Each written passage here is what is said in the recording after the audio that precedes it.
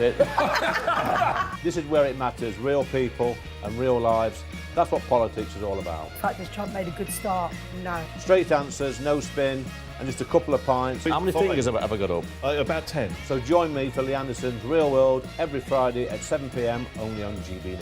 The People's Channel, Britain's news channel. You want to know what's really going on in the corridors of power? Labour don't know what to do with you half the time, and that makes you quite lethal in the chamber. Get behind the headlines with Chopper's political podcast. Join me, Christopher Hope, as I sit down with the great and the good of British politics. We'll see where this ruling takes us. These are the stories shaping our nation. Chopper's political podcast, available now on all platforms. Listen in and stay ahead.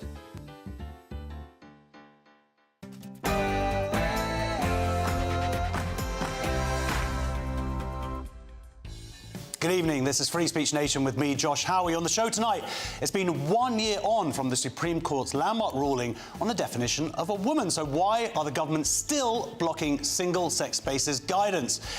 Are Islamophobia and free speech compatible? A new book, explores the attempts to define Islamophobia, suggesting ways to remedy the suppression of debate in this controversial area. And a big week for free speech with Kanye West banned from the UK and the Wireless Festival forced to cancel. We'll be speaking to a pair who've had their own experience of being cancelled by a venue and ask, should venues have the right to choose who they platform? Plus, can culture save the UK, or is it the other way around? And we've got comedians, including Intel Lady, answering some crazy culture developments from our live studio audience. But first, the news with Aaron Armstrong.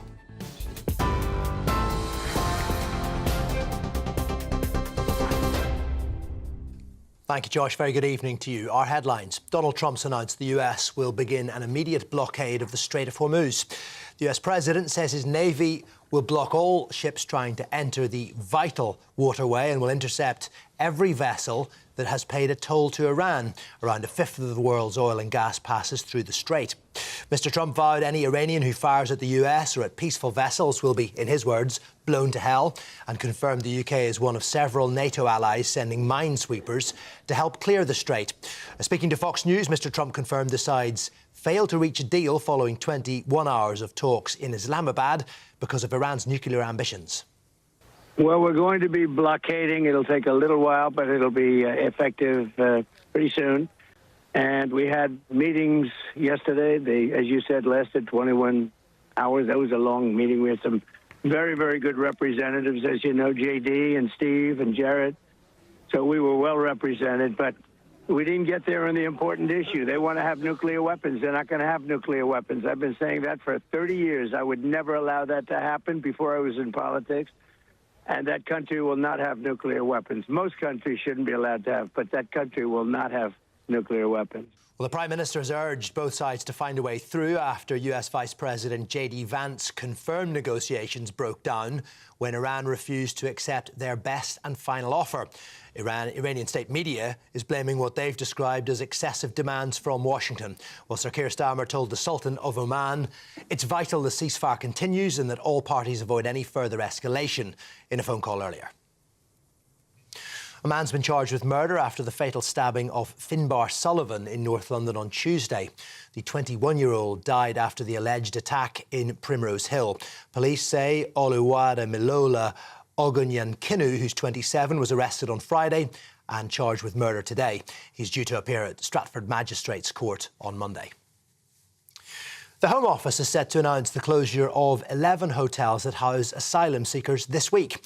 The issue resulted in protests outside several sites last year, including the Bell Hotel in Epping, where a migrant was charged and later jailed for sexual assault. Now, it's understood the closures are part of the government's pledge to end the use of such facilities by 2029, amid mounting pressure over rising costs and a backlash in local communities. Eamon Holmes' eldest son has expressed gratitude for the support his father's received following news he suffered a stroke. Eamon is recovering in hospital and is responding well to treatment. His son Declan said it came as a real shock, but that his dad is okay and the family are taking things one step at a time. He added, all the messages received mean a lot to the family. Speaking on GB News this morning, the Health Secretary Wes Streeting says he and the government wish Eamon well. And finally, Union Berlin has become the first club in Europe's top 5 leagues to hire a woman to coach their men's team. 34-year-old Marie-Louise Etta will be in charge of the side until the end of the season after Stefan Baumgart was sacked yesterday. She's been working as Union's under-19s coach and was due to take charge of the club's women's side this summer. Those are your headlines. I'll be back with more at 8. Now it's over to Josh. Tune in to GB News Radio wherever you are. Online, on DAB Digital Radio, on TuneIn, on Radio Player, on Nation Player and on your smart speaker. Just say, play GB News.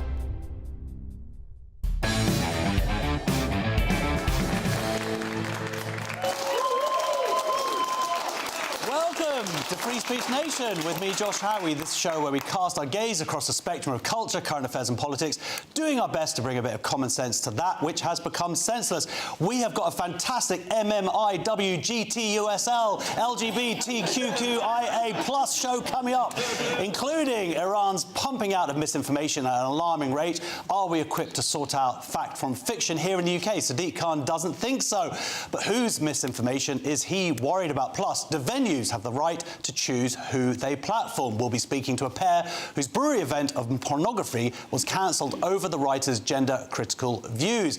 And of course, myself and my fantastic comedy panel will be answering some questions from our wonderful studio audience. But first, next week marks the 1-year anniversary since the historic Supreme Court judgment on the definition of a woman. It ruled once and for all that trans women are not legally women for the purposes of the Equality Act. Today, Equalities Minister Bridget Phillipson has been accused of putting her personal ambition ahead of women's rights. Baroness Faulkner, former chair of the Equality and Human Rights Commission, said Phillipson has blocked single-sex spaces guidance for fear of alienating activist MPs within the Labour Party. Meanwhile, Tory MP Timothy wrote to the Home Secretary this weekend demanding to know why Labour are still putting biological males into women's prisons. So lots to unpack there. Fortunately, I am joined by the LGB Alliance's Chief Executive, Kate Barker. Welcome to the show. Hello.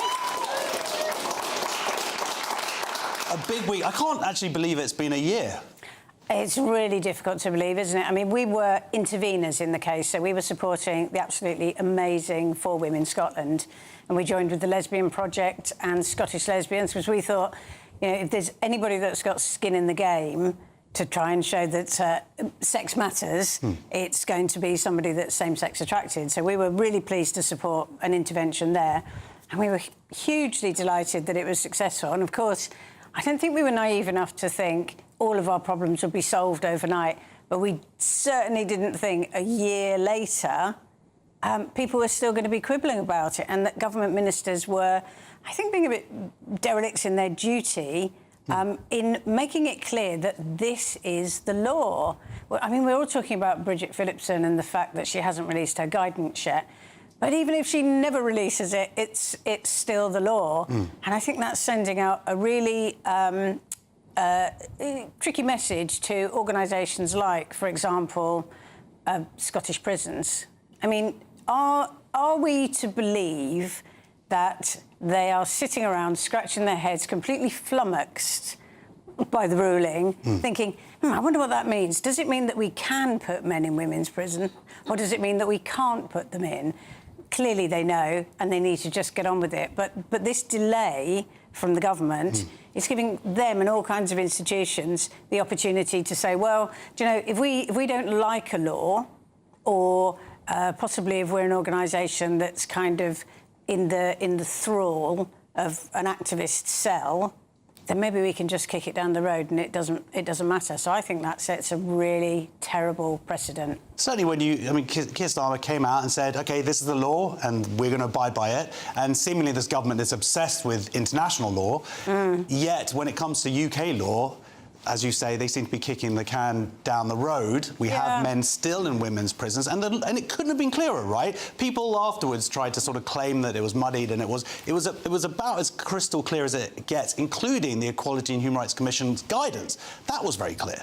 I think all of it was really, really clear. And this procrastination, sort of political procrastination from Bridget Phillipson, it just demonstrates that really she's being held hostage by a very small group of activists. Now, these are people, these activists, who think that who would cheer on a male boxer punching a woman in the face in the Olympics and running away with the gold medal. And they are people who would think it was absolutely fine for a 14-year-old boy to join the guides and everybody had to pretend he was a girl and the parents wouldn't be told. These are people who are literally arguing for male rapists to go into women's prisons. And, of course, they're all the lesbians who've got a penis brigade. So, long-term, I think it's going to cause us some real difficulties, particularly because in the polls it shows that these nonsensical, quasi-religious ideas the support for them by the public is absolutely plummeting. Now that people are starting to see what are the real-world consequences of me kind of just pretending that a man can be a woman, where's the harm in it? Well, actually, those kind of chickens are coming home to roost now, and people are seeing, look what it's doing in sport, look what it's doing in prisons, look what it's doing in the local leisure centre, in the women's changing room, where if you kind of pretend that it's OK that a man is a woman, even though we don't believe it, what you get is the very worst type of man claiming that he is a woman and causing actual women real difficulty and harm, and meaning that our spaces are constantly being invaded with little or no pushback from institutions and organisations because they can claim that they don't know where they are. Yeah. So it's a real muddle. And as I say, I certainly didn't think a year down the line we'd be sitting here talking about nothing much having happened. Well, I went to a protest yesterday, or a celebration of the Supreme Court ruling, but also the frustration of Bridget Phillipson not pushing through this guidance. Across the road was a group of trans activists. I've actually got a little clip I filmed. If we can play that now.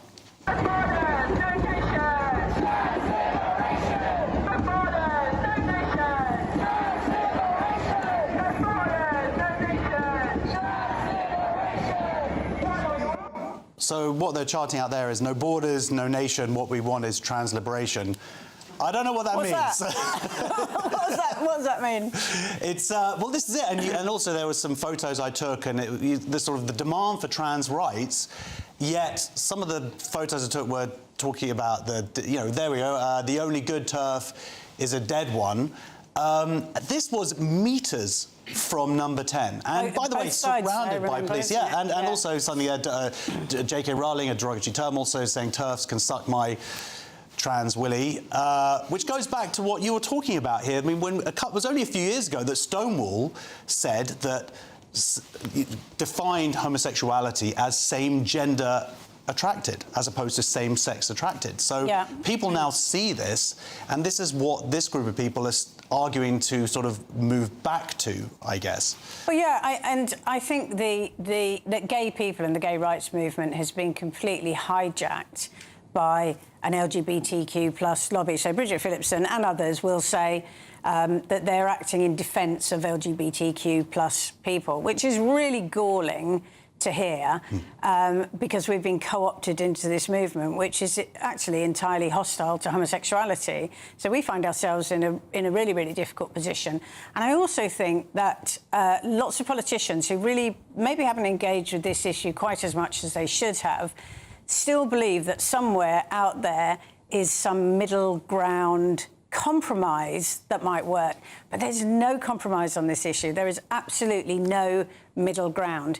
If you say that sometimes some men, we're willing to pretend that they are women in some circumstances, you have to accept, therefore, that any man can insert himself into female sports or spaces or prisons or wherever, because there's no difference between a man who says he's a woman and a man who doesn't say he's a woman. So I feel like they're still sort of wading around trying to find this mythical middle point where they can still look as though they're being kind, but not have to make some difficult decisions. And the reason the decisions are difficult is because of that clip you just showed. The protesters have got no arguments. They've got nothing except slogans, anger, and aggression, particularly against any woman that says no. or any gay person that says no, they're absolutely furious about it. And that sort of, I have to say, that kind of male rage scares a lot of people. It scares politicians. They would rather avoid it if they can, which is why I think they're hesitating. But I think what they should do is look at the zeitgeist and look at the way how quickly public opinion is changing. If we think about puberty blockers, a couple of years ago, most of the public probably didn't know much about it, sound gender-affirming care, that all sounds great. But look how quickly, once it gets into the public discourse, people really start to turn around on that. And even MPs, a lot of MPs who were keeping their heads below the parapet when the puberty blockers trial came along, met with women, met with lots of gay people, met with people who'd taken puberty blockers and suffered from it, and they've realised there are no negative consequences from actually being principled and standing up and saying, it's wrong to give drugs to children. And I think as soon as people realise that it's absolutely fine to say, single-sex spaces, women need and deserve them, whether we deserve them or not, we want them, that doesn't matter, we want them. You're right. There will be the negative consequences will be minor, because this is a tiny cohort of very angry people with really ugly signs and uglier attitudes, and the sooner that politicians stand up to them, the better for all of us. Well, that would require them to be brave. There's a few, Rosie Duffield and a few others. Well, but the numbers are growing, and I'm pleased as well that it's becoming much more of a cross-party discussion. That's what we're finding. I think studies like the Finnish study that came out last week provides the ammunition. Finally, we can start really fighting with facts this narrative. I mean, it's always been fought with facts, but now we have studies to show the lies that have been permeated in the last couple of years. I think we're giving people not the excuse to support what we're doing, but we're giving them a reason to say no to some of the worst demands of trans activism, and most of that is around the medicalisation of children, which all reasonable people think is abhorrent. OK, well, look, I just want to be very quick here. On a more positive note, we have the LGB Alliance Conference. That's coming up next Saturday. That celebrates, I've looked at the listings, there's lots of fantastic events and talks during that time. If you could just tell our audience about it, anybody who wants to come along. Yes, well, actually, I can see somebody who is coming along sitting in the audience. I can see Julia Long. The famous Julia Long. Yes, so Julia's going to be running a panel on the launch of some new lesbian stories, a new lesbian book. We've got panels on conversion practice. We've got young detransition people talking. We've got a youth panel talking about what the future of gay rights is going to be. Panel on chemsex, a panel on the LGB Alliance Business Forum. It's hugely varied. Tons of great speakers. Julia, Az Hakim, Julie Bindle, Joanna Cherry, Sonia Soda, tons of great people. And at the end, there's a big old gay disco, which I think is worth the ticket price on its own. So look on our website, LGB Alliance website, if you'd like to come along. It's a really fantastic day. It's in central London. Brilliant. Well, look, have fun, and thank you so much for coming in. Ladies and gentlemen, massive round of applause, please, for Kate Barker. A government spokesperson said, we have always been clear that we support the protection of single-sex spaces based on biological sex, and this ruling brings clarity for women and services providers such as hostels, refuges and sports clubs. It is right and responsible that we consider carefully the draft code and its implications for those required to follow it. We have set out our expectation that service providers follow the law as clarified by the ruling and seek specialist legal advice where necessary. Next on Free Speech Nation, our panel of comedians answering some questions from our live studio audience. See you in 2 minutes.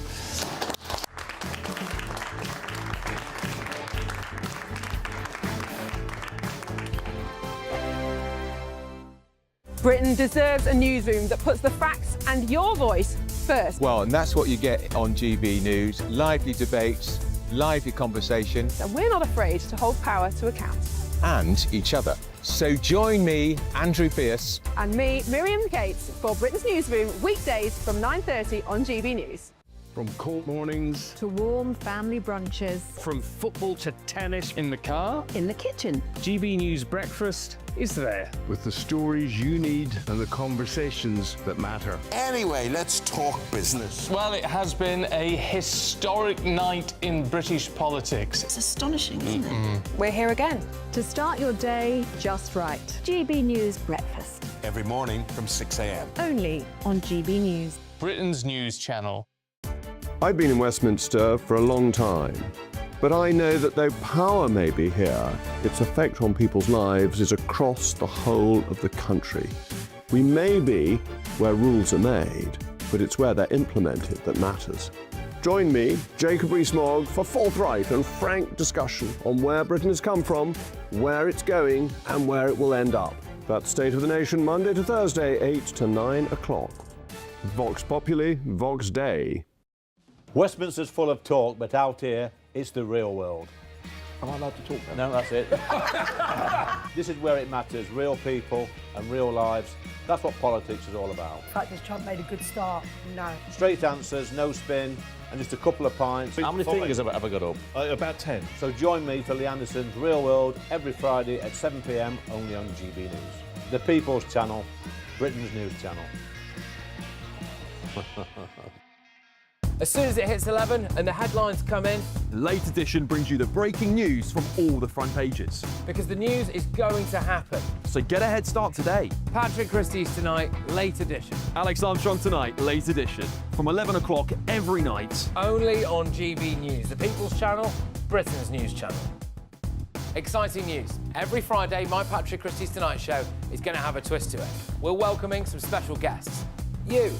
That's right, on Fridays I'm going to be doing my show in front of a live studio audience because this show is about you and what you have to say. It's going to be the same big debates, same big topics, same big opinions, but every Friday night at 9 p.m. you are invited to come on down to Patrick Christie's Tonight to be a part of the action. Only on GB News, the People's Channel, Britain's news channel. At GB News, we love to hear from you, our loyal community. So drop us a line at gbnews.com/yoursay. There you can talk to each other and also to the presenters live on air.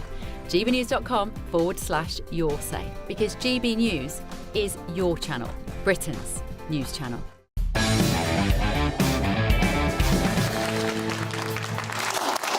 Welcome back to Free Speech Nation. My comedian guests this evening are Steve and Alan and Intel Lady. Hello.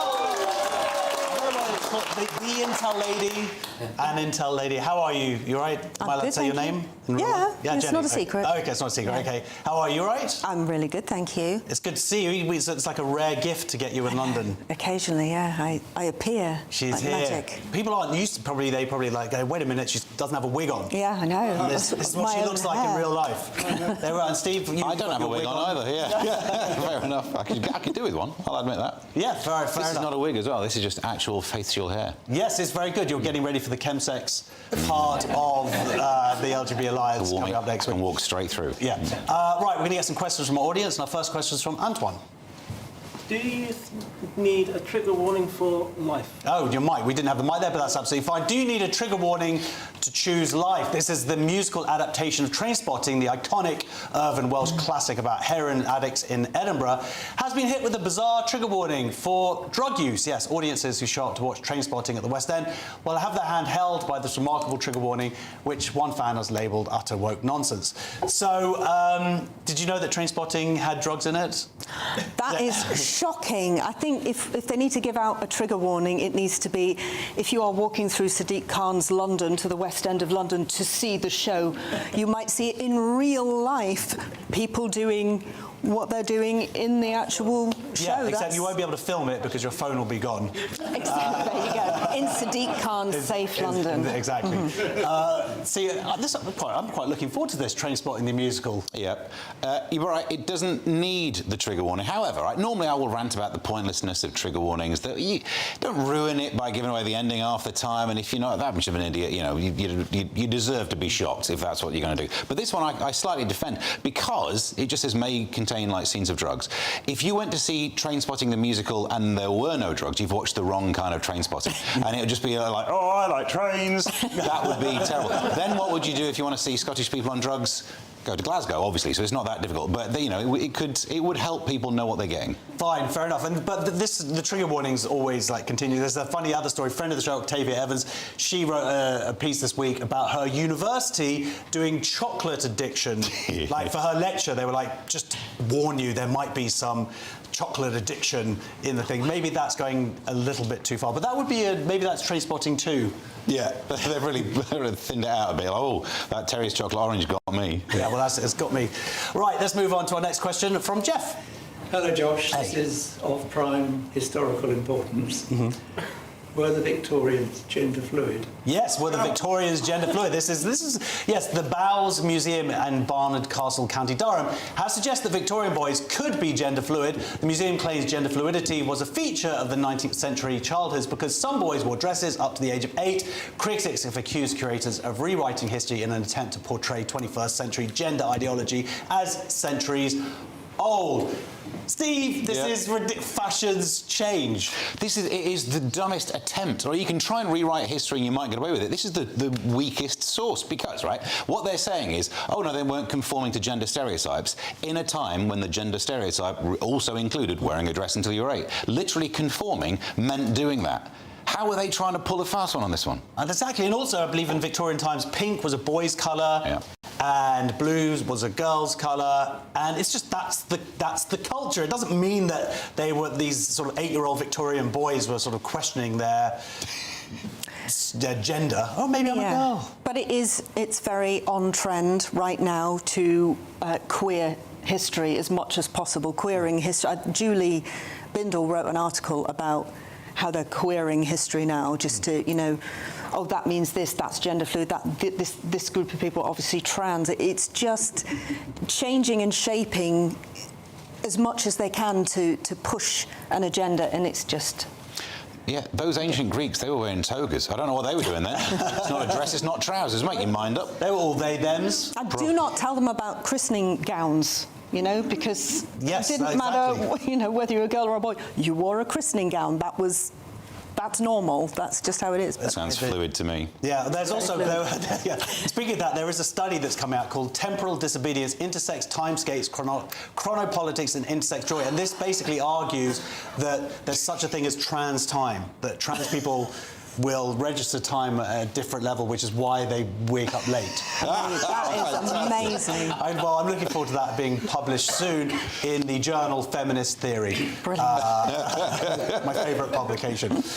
A spokesman for the... Could be a spokesman, could be a spokeswoman, we don't know. Spokesperson for Bowes Museum said, as part of our commitment to equity, we are establishing an LGBTQIA plus community working group to explore the stories and the emotions held within the collection through lived experience. The group has selected and researched artworks reflecting LGBTQIA plus histories, co-producing a new trail that offers fresh perspectives for all visitors. This trail has been available in the museum for over a year. They missed out a lot of letters there, which I find personally incredibly offensive.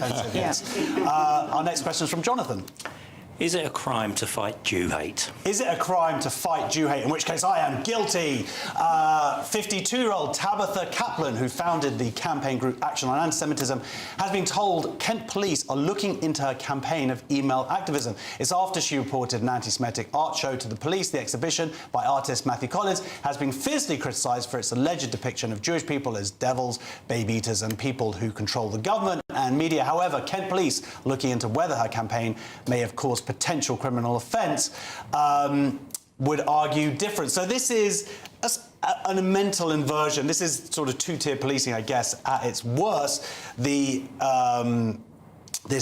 arguably anti-Semitic exhibition, and that's what I would say it is, certainly.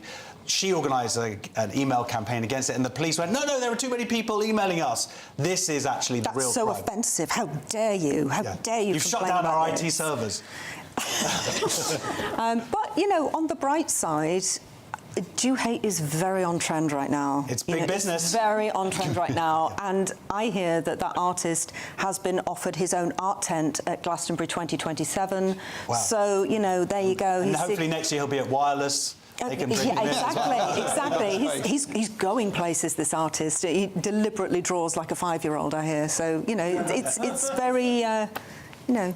Yeah, It's very on trend. very on trend. Yeah. Yeah. What do you think about this? So the police are going after the person complaining. Yeah. Not the person who's sort of drawing pictures of Jerry Seinfeld, how evil he is and a Zionist. Yeah, and it's because she's made it easy to send a complaint letter, and they've been like, oh, we've got quite a lot to do. So it's effectively, because she kind of went after the police, they've pushed back, but in the dumbest way. One of the ways they've done it is to say it's effectively like an offline version of a denial of service attack, which is like an online thing. That's not a thing, though. What you're saying is you've just made us busy. Well, why not accuse criminals of that? They also keep the police busy. Is that a denial of service? No, do your jobs. Exactly. And by the way, there's another side. We've Brody Mitchell, friend of the show, he was on, I think it was last week or 2 weeks ago.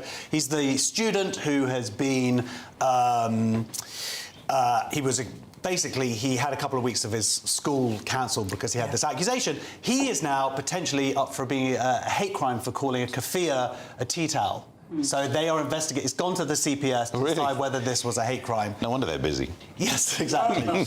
Anyway, Tabitha Kaplan, who organised that campaign, I salute you. Our final question for the moment is from John. Should AI be added to LGBT? Not more letters, please, John. LGBT Youth of Scotland. This is a story about them. It's quite interesting because LGBT Youth Scotland, they've employed this someone, and his photo does not, there he is, that's a picture of the person, but it seems like that is very much an AI or someone's broken a filter, because there's someone who it might look like.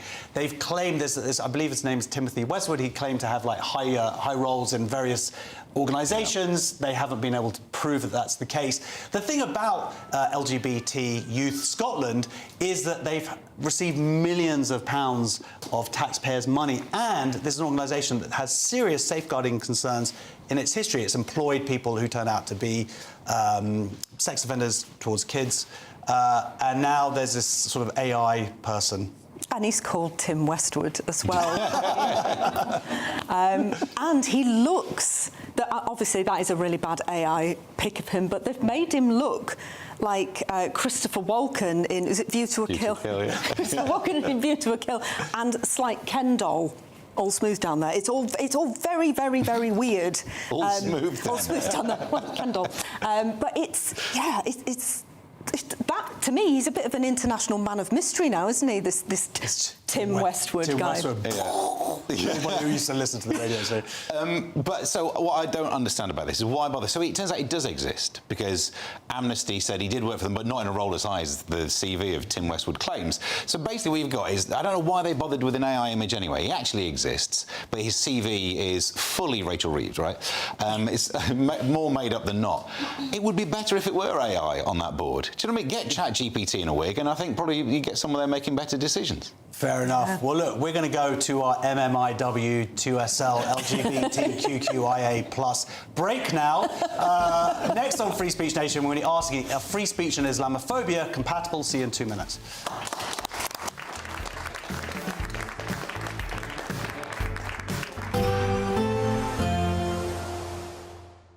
Can't wait to get in that sea. Lovely and warm. Just like the feeling of having great travel insurance. All Clear Travel Insurance sponsors GB News Travel Destinations Forecast. Well, it's a mixed picture across Europe. It is turning drier for southern parts of Spain, but there are also some heavy showers and thunderstorms. So cloudy across Madeira and the Canary Islands as we head through Monday. Drier across Gibraltar and southern parts of Spain. But elsewhere, there's going to be a focus for heavy showers and thunderstorms. Best of the sunshine across Greece. And then for many, there is some sunny spells, but again, still further showers still in the mix this week. Bye-bye. All Clear Travel Insurance sponsors GB News Travel Destinations Forecast. Hello there, welcome to your evening GB News weather forecast. And low pressure slowly easing away. Turns chilly tonight, we'll see a frost, but there'll be further showers in the forecast through Monday. So there's the area of low pressure. Sat to the north of the UK, it's slowly drifting towards Iceland, allowing the isobars to open up, and that means a chilly night across the whole of the UK. There will still be some showers around, but as we head overnight, lengthy clear skies for many of us, just coastal showers generally, but also frequent showers across northwest Scotland. They'll continue here through the night.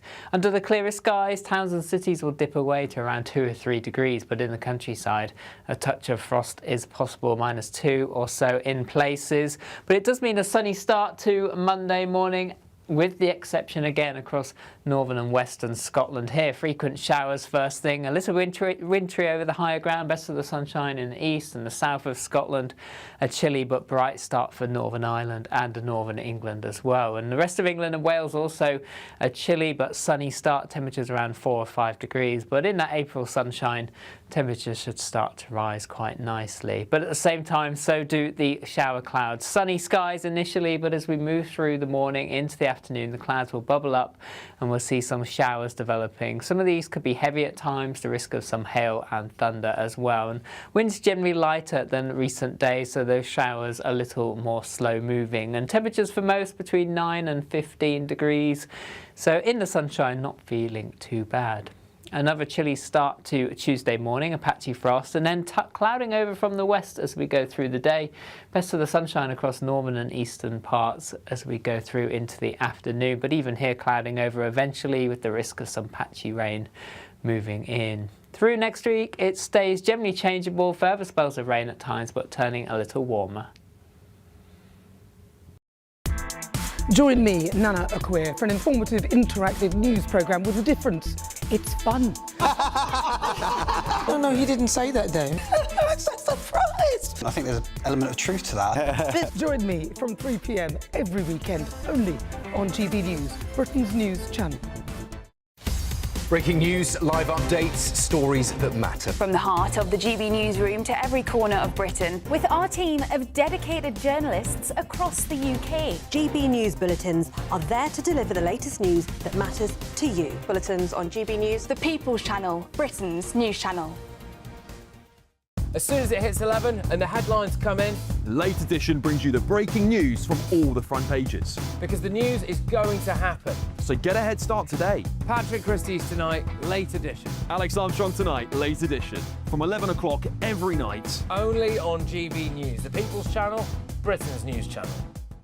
GB loyalty points are here. They're our way of saying thank you for spending time with GB News. Through commenting on your say, voting in You Decide polls and shaping the debate, you can earn GB loyalty points.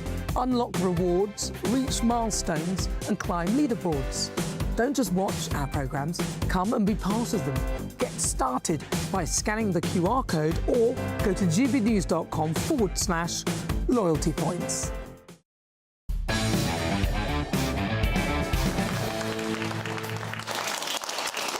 Welcome back to Free Speech Nation with me, Josh Howie. Now, there are widespread concerns about the government's incoming Islamophobia ban, and will it curb free speech in Britain, with some claiming it will spell the death of English liberty itself. A new book by eminent human rights scholar Professor Stephen Greer surveys the current attempts to outlaw Islamophobia and suggests ways to remedy attacks on legitimate debate. Please welcome Professor Greer in the studio now.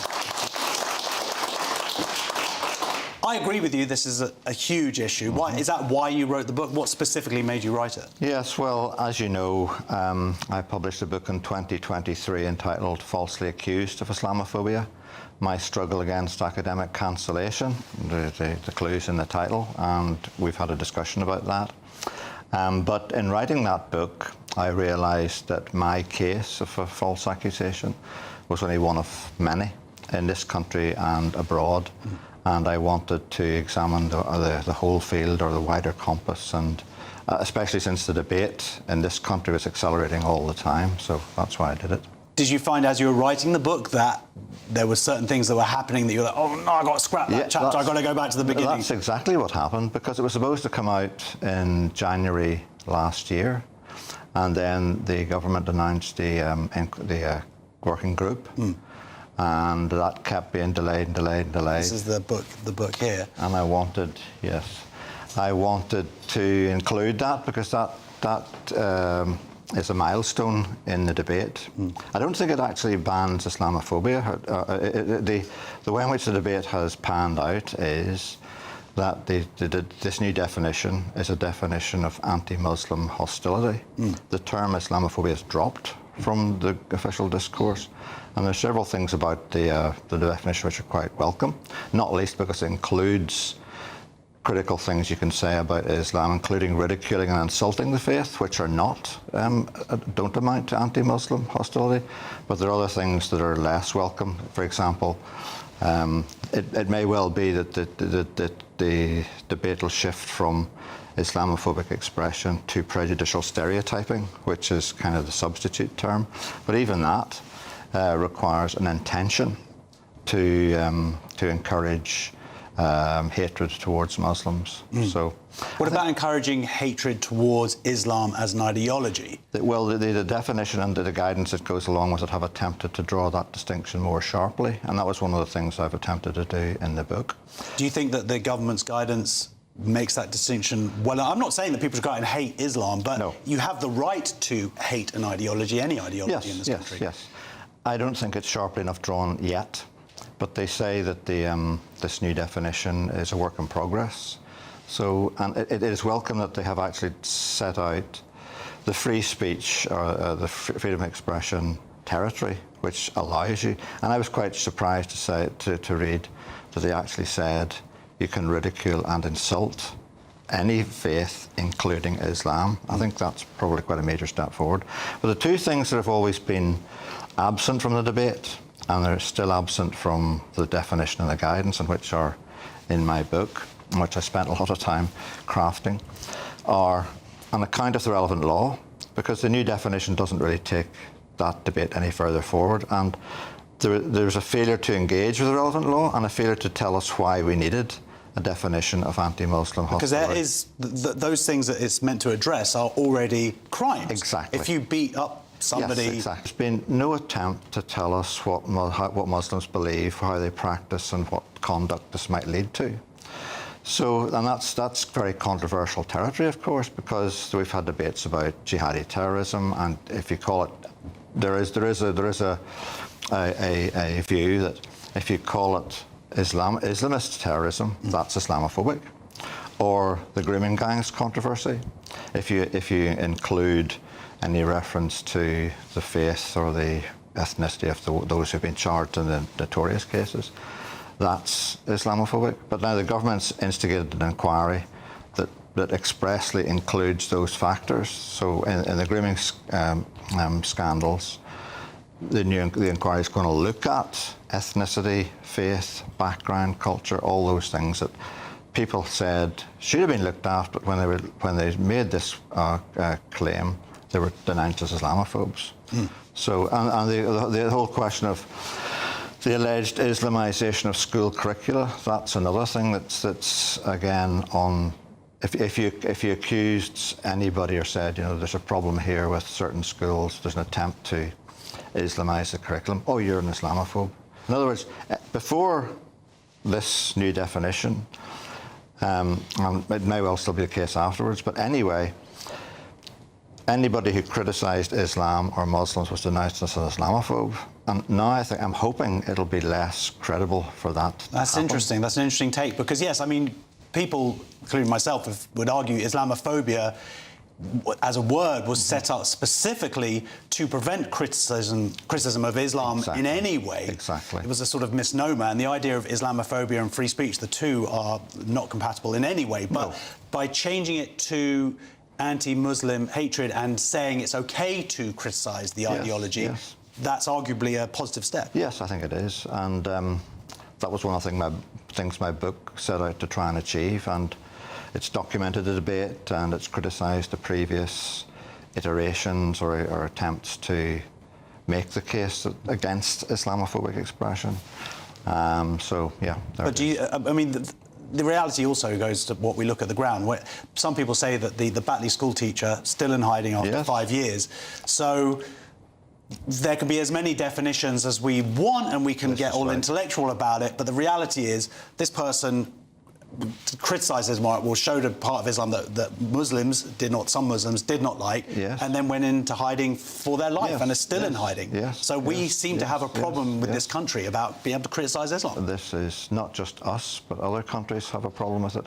And that's because there is a tiny element in the Muslim communities or in the Islamic faith that is violently opposed to any criticism of them or their beliefs.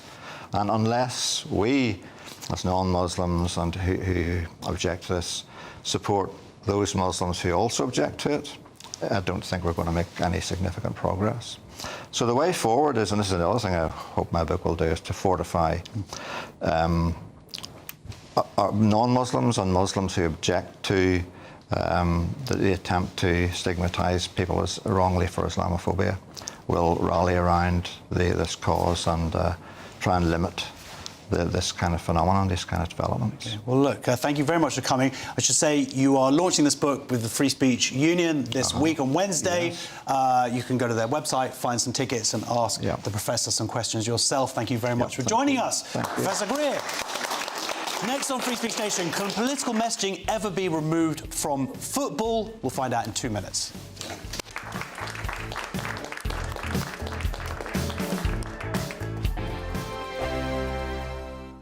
I'm Michelle Dewberry, this is Jubes & Co with you. Hello everyone, Patrikarakos is here. GB News, Britain's news channel. Access the stories that matter to you.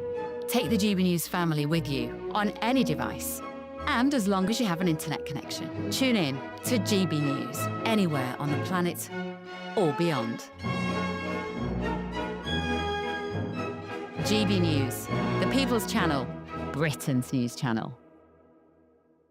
Every week there are stories that shape the national conversation. Lots of people discussing that. And on Saturday Morning Live, we break them down. Is that true? This is fascinating, isn't it? The politics, the headlines, the debates everyone's talking about. And the questions that you want answered. Do you think that was a legitimate attack for him to make? What led you to set up this fantastic movement?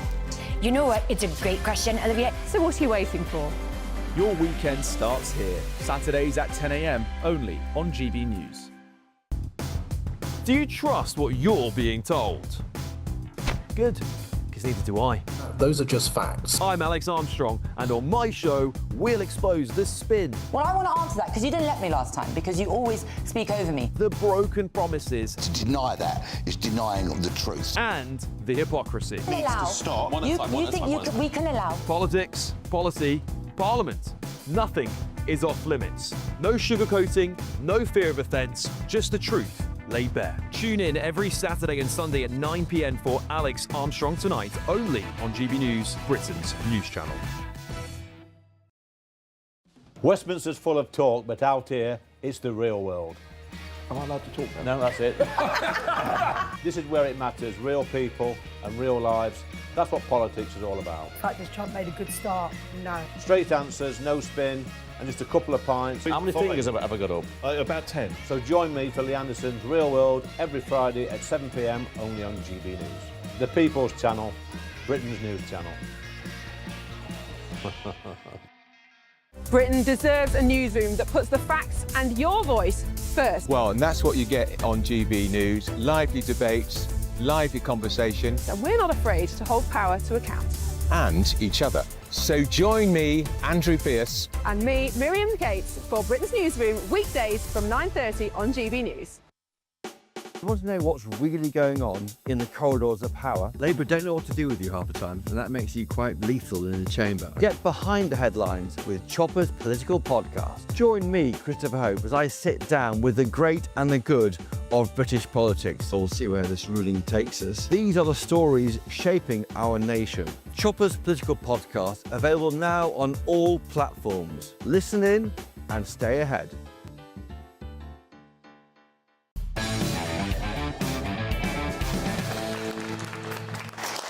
Welcome Welcome back to Free Speech Nation. The Premier League has been accused of promoting gender ideology and a legal threat to their Pride campaign. The top flight of English football dropped its partnership with Stonewall last year, but is accused of bringing politics into football again through the Premier League with Pride initiative. Newcastle fan Linzi Smith intends to bring a case against the Football Association, which she says should have disciplined the league as the campaign contains political messaging. Linzi Smith joins me now. Hello. Hey, Linzi. Lovely to see you. So, Linzi, please explain, how is this Pride campaign different to kick racism out of football? Well, I think, obviously, I remember being in the studio with you last year, just after I'd proved Pride was political with the police beating the chief constable. I think it all just falls down really to the political messaging and things like that within there. I mean, Pride in itself has always been rather political in nature. We've, fighting for the rights to gay marriage, gay rights, our equal rights and everything really. And it's still fighting for things like that now, the fight to make, like, for example, the access to gender recognition certificates more accessible.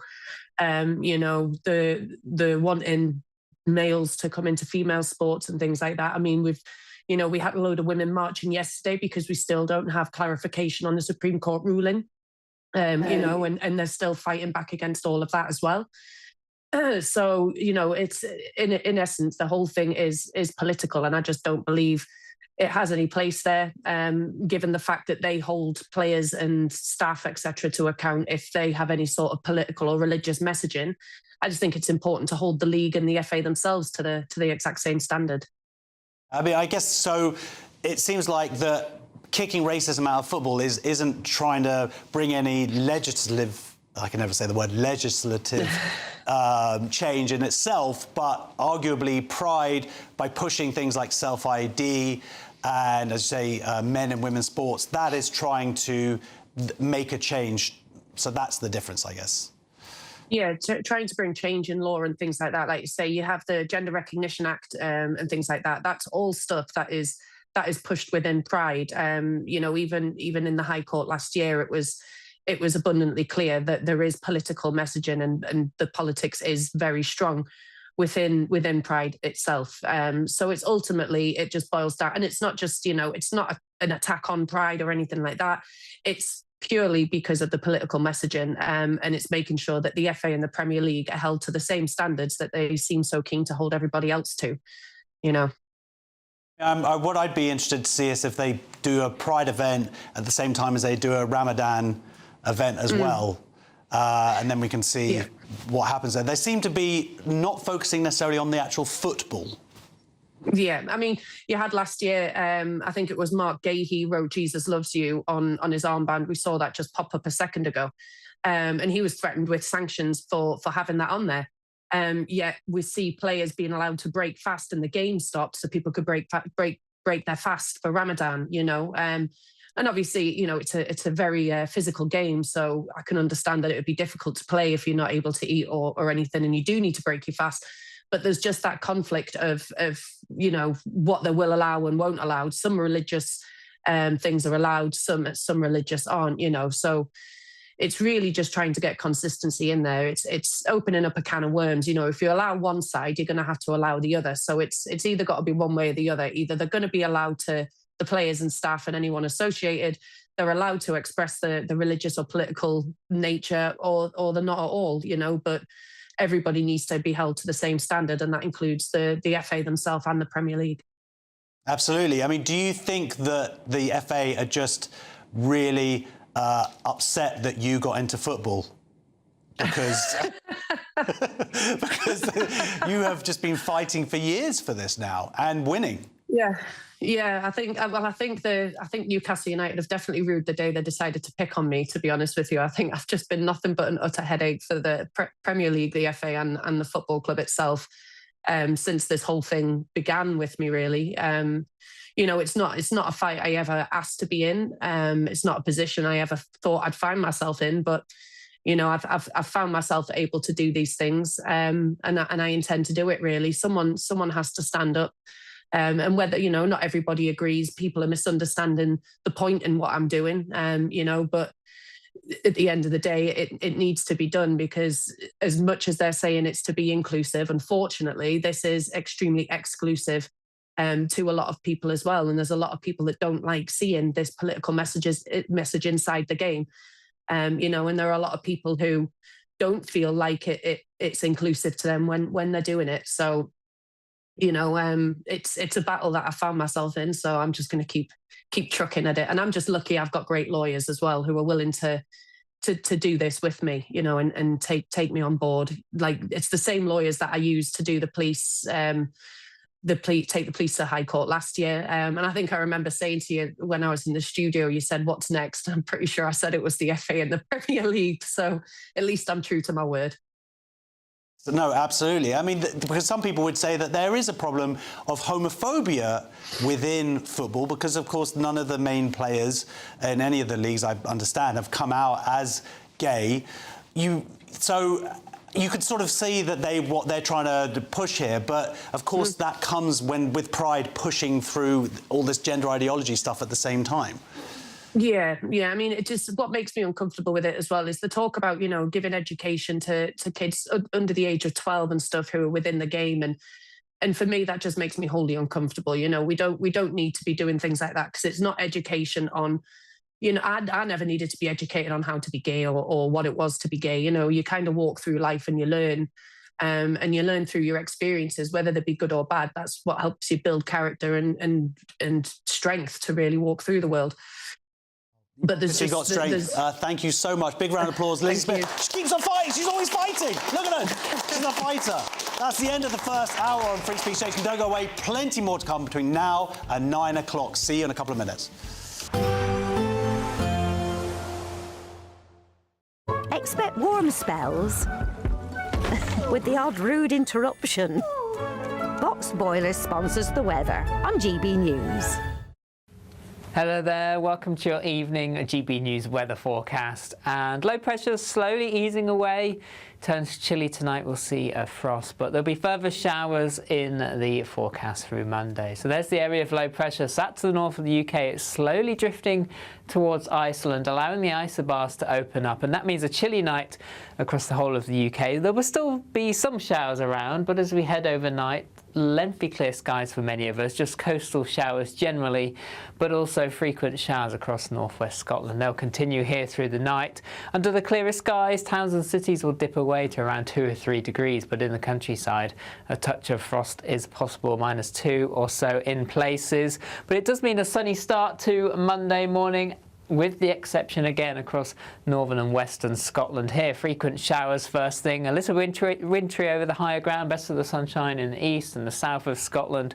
A chilly but bright start for Northern Ireland and northern England as well. And the rest of England and Wales also a chilly but sunny start, temperatures around 4 or 5 degrees. But in that April sunshine, temperatures should start to rise quite nicely. But at the same time, so do the shower clouds. Sunny skies initially, but as we move through the morning into the afternoon, the clouds will bubble up and we'll see some showers developing. Some of these could be heavy at times, the risk of some hail and thunder as well. And winds generally lighter than recent days, so those showers a little more slow moving. And temperatures for most between 9 and 15 degrees.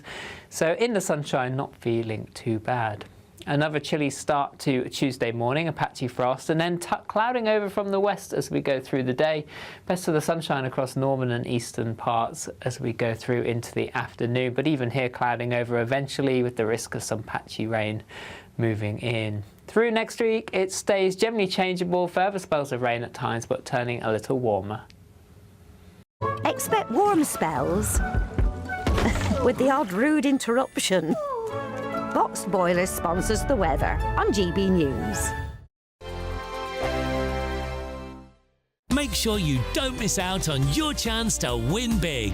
One guaranteed winner will drive away with a brand new 4-berth Benivan 122 camper van, just in time for summer. You'll also get an additional £25,000 in tax-free cash. Our next winner really could be you, so secure your place in the draw today. For another chance to win a camper van and cash, text prize to 63225. One entry costs £2.50 plus one standard network rate message. charge. Or text BONUS to 63225. 5 entries cost £5 plus 1 standard network rate message. Go to gbnews.com/win. Entries start at £2.50. Call 0903 686 3232. Calls cost £2.50 plus your network access charge. Or post your name and number to GB20 PO Box 8690 Derby DE1 9TT. Entrance must be 18 or over. Lines close at 4 p.m. on the 1st of May. Please check the closing time if listening or watching on demand. Good luck.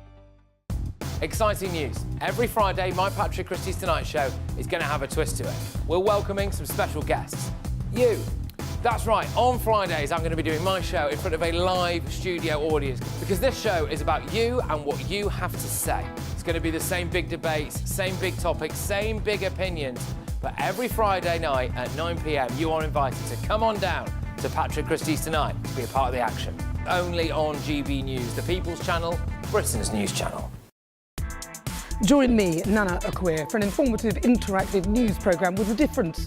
It's fun. No, he didn't say that, Dave. I'm so surprised. I think there's an element of truth to that. Join me from 3 p.m. every weekend, only on GB News, Britain's news channel. From the school run to the home run, watch a new show for all of Britain. He can say whatever he wants. A straight-talking show where all voices are heard. And, you know, when are we going to stop talking about smashing the gangs and actually do it? With the stories that matter from every part of our country. There's a bit of a crash landing there for your Chancellor. Bold, fearless and standing up for you. That's me, Martin Daubney, 3 p.m. till 6 p.m, weekdays, here only on GB News. The People's Channel, Britain's news channel. As soon as it hits 11 and the headlines come in, The Late Edition brings you the breaking news from all the front pages. because the news is going to happen. So get a head start today. Patrick Christie's Tonight, Late Edition. Alex Armstrong Tonight, Late Edition. From 11 o'clock every night. Only on GB News, the People's Channel, Britain's news channel. At GB News, we love to hear from you, our loyal community. So drop us a line at gbnews.com/yoursay. There you can talk to each other and also to the presenters live on air. gbnews.com/yoursay, because GB News is your channel, Britain's news channel.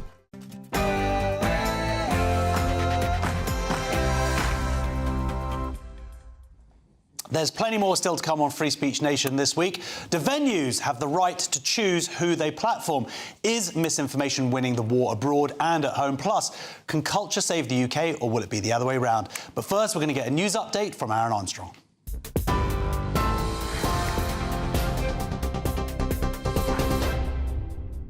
Thank you very much, Josh. Good evening to you. Our headlines. President Trump says the US Navy will blockade the Strait of Hormuz after talks with Iran in Islamabad failed to produce a deal. He says it will affect all vessels trying to enter or leave the key waterway and threatened any country which pays Iran an illegal toll to get through. Around a fifth of the world's oil and gas passes through the strait.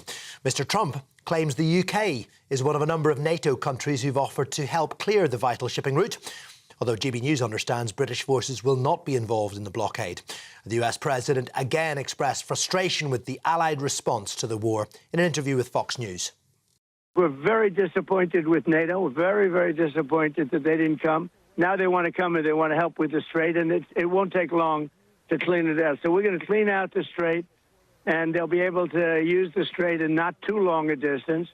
But we had a very intensive negotiation, and toward the end it got very friendly, and we got just about every point we needed, except for the fact that they refused to give up their nuclear ambition, and that's the only point, frankly, to me. That was the most important point by far.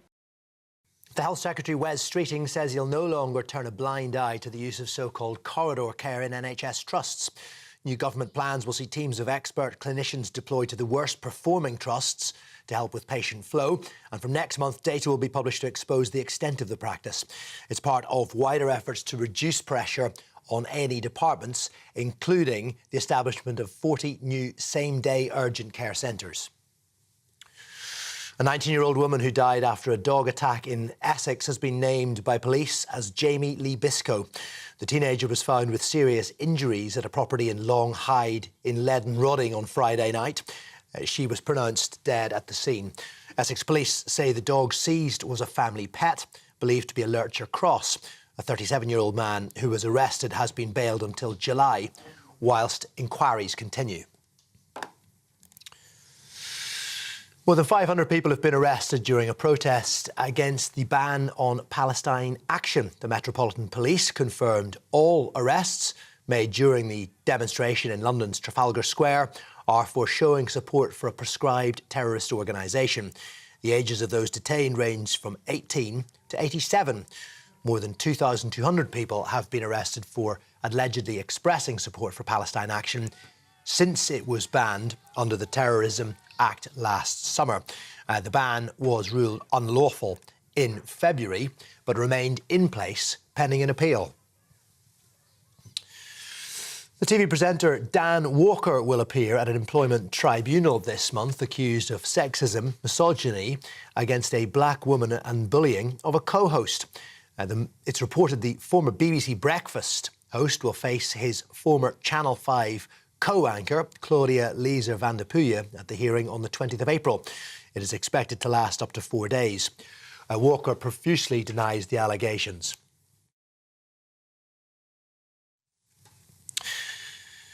The eldest son of Eamon Holmes has expressed gratitude for the support his father has received following news he suffered a stroke. Eamon is recovering in hospital and is responding well to treatment. His son Declan said it came as a real shock, but that his dad is OK and the family are taking his recovery one step at a time. Declan added all the messages received mean a lot to the family. The Health Secretary, Wes Streeting, told GB News this morning that he and the government wish Eamon well. Golden Eagles could return to England as the Environment Secretary has announced £1 million worth of funding to explore their reintroduction. They were once widespread, but golden eagles were virtually wiped out by sheep farmers and gamekeepers in the Victoria era, and also by the use of pesticides in the 20th century. Just a handful of pairs have been seen in England over the last 150 years. The plans could see young eagles, just weeks old, released as early as next year. And Union Berlin has become the first club in the top 5 European leagues to hire a woman to coach their men's team. 34-year-old Marie-Louise Etta will take charge of the Bundesliga side until the end of the season, after Stefan Baumgart was sacked yesterday following a 3-1 defeat to the bottom side Heidenheim. Now, Etta, a former Germany Youth International and Women's Champions League winner, was due to take charge of the women's side later this year. And you're up to date with all of the headlines. Now it is back to Josh. Tune in to GB News Radio wherever you are. Online, on DAB Digital Radio, on TuneIn, on Radio Player, on Nation Player and on your smart speaker. Just say, play GB News.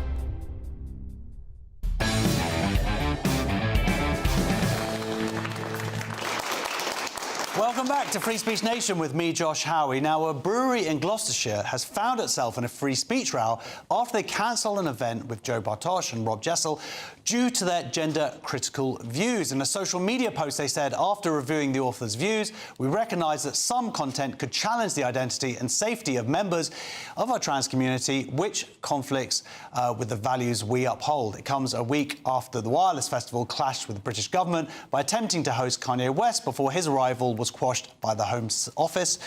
Do venues have the right to choose who they platform, and where do we draw the line? Please welcome to the show Joe Bartosch and Robert Jessel. Welcome. It was quite the thing to see play out online, because initially they came out and they said, look, we know that there could be some issues here, but we respect free speech. And then it kind of got worse and worse, and by the end they were like, I'm sorry, please stop attacking us. Yeah, I mean, it's mad because, you know, for years I've obviously sort of covered people being cancelled, so for it to actually happen to me was quite a shock, I suppose. And also, it's, you know, it's my hometown, it's where I grew up, it's where I went to school, so it's sort of, you know, people I knew, so it felt quite personal. And it is a very woke town. It's sort of like, you know, Brighton, but in organic sort of tie-dye jumpers. It's very much that sort of vibe in terms of a place. So I wasn't massively surprised. But, you know, they'd given the go-ahead. We were invited by a feminist group. The entire purpose of the talk was to talk about pornography and harms to women and girls, not to talk about, you know, trans. I mean, there is a tie-in, and there's a very strong tie-in. But had we not have been asked about that, we wouldn't have covered it. But if we were asked about that, frankly, I think it's something you should be able to say. It's not a private event as well. It was right? a private so event, you didn't have to go. It wasn't like you were broadcasting your views across a TV show. No, of course not. No, very much so. And I mean, it's. They were advised, I think, quite badly by some local councillors who were sort of very much of the Queers for Palestine kind of angle. Green Party councillor who knows me on a personal level as well, so I suspect that possibly had something to do with it. What I think was so shocking, and what I think could have been really easily avoided, is if there was clear guidance from the government on this, as there should be by now, this wouldn't have happened. You know, had the Equality and Human Rights Commission's guidance been accepted, this entire thing could have been avoided. Because, you know, neither Rob or I particularly want to take legal action against a small business in a local sort of, you know, in a local brewery, for God's sake. But at the same time, it's the principle that matters. So we are looking into it now. So what are the legal implications here? Because you have views, by the way, shared by most people in the country, that human beings can't change sex and that men shouldn't be in women's sports, for example. Those are worthy of respect, as legally has been proven by Maya Forsata's case. Have they discriminated against you because of your views? We'll have to see. It certainly does feel like that. I think the most important thing is not to say whether Joe or I have been discriminated against, because we didn't put the event on. The event was put on by Gloucester women, and it's a real shame that those women in Stroud, I know a lot of people are into organic muesli and intolerance in Stroud, but there are also a lot of really good open-minded people who didn't really want to talk about trans or Joe's views about this. They wanted to talk about the pornography crisis and the issue on that it has on women and girls, and they're the ones who are being denied that chance, not by the brewery themselves. I think this is an important point to make, that in my eyes, they are not the main villains here. The ones who are the villains are the ones who are making the complaints, knowing that they can do this completely unaccountably, and that they will get no comebacks. And sadly, it has to be the brewery that goes to court. Well, let's flip it here, because I know a lot of Jews were upset, and other people, by the way, that Kanye West was invited to perform and to headline for 3 nights at the Wireless Festival. That led to his cancellation. He was pulled. By the way, this isn't the first time this has happened. We've had other rappers in the past. We've had homophobic reggae stars not allowed into the country. So this is not exactly like a new phenomenon, but seemingly, if you haven't looked at it, you go, oh, well, here's a person with controversial views saying, you know, I love Hitler. It's not the same as saying I don't think that men should be in women's sport, but people will still see a cancellation that has occurred.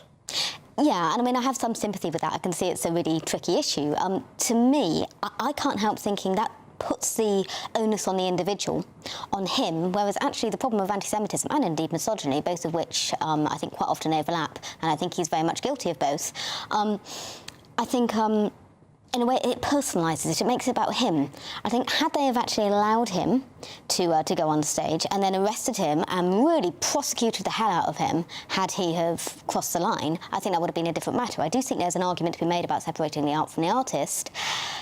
However, having said that, I do question why the hell he was chosen to headline in the first place. I think that speaks of a wider crisis in values and a sort of normalisation of anti-Semitism that is probably far bigger than one puffed-up pop star. Well, they were certainly willing to ignore. You know, he put out a track saying, you know, Heil Hitler. He has said before he's going to go DEFCON free on Jews. He did bring out an apology. He has apologised in the past and then went back to stating terrible stuff about Jewish people.